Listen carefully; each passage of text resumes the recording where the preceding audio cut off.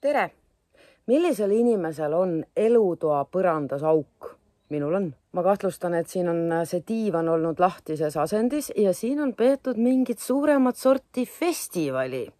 Aga et mitte kogu põrandat kohe välja vahetada, siis ma proovin seda ära parandada. Selleks olen ma kaubandusvõrgust hankinud ühte liimi.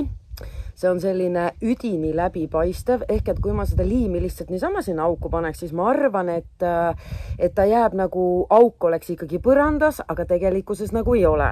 Ja sellepärast mul on ka veidi saepuru. Ja saepuru ma segan selle liimiga kokku ja topin sinna auku, teen siledaks ning mulle tundub, et see võiks töötada. See liim on päris paks.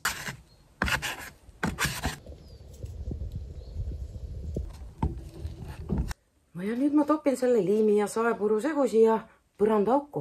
Enne veel peab muidugi minusugune teipima ära ümbruskonna, et kõik selleks liimiseks ei saa.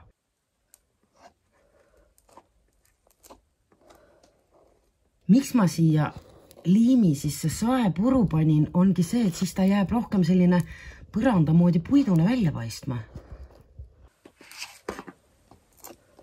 Tõmbame veel teise pahtlilabidaga siledaks ja jätame 24 tunniks kuivama, nagu pakendi peal öeldakse. Ja siin liimituubi peal öeldakse, et üleliigsed liimijäägid saab ära nende salfakatega. Ma arvan, et siis saab ka tööriistad puhtaks. Vaatame, kas saab, kuidas need töötavad siin. No väga hästi saab, väga ilusti tuleb puhtaks.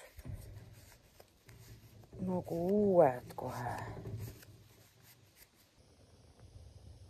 Ega tegelikult selliste asjade puhul ju päriselt ei tea, mis see on, aga siin on kirjas, et see seob, täidab, on paindlik, õues võib kasutada, toas, veekindel. Mulle tundub, et see võiks sellise augu parandamiseks ju õige asi olla, aga me vaatame seda täpselt 24 tunni pärast.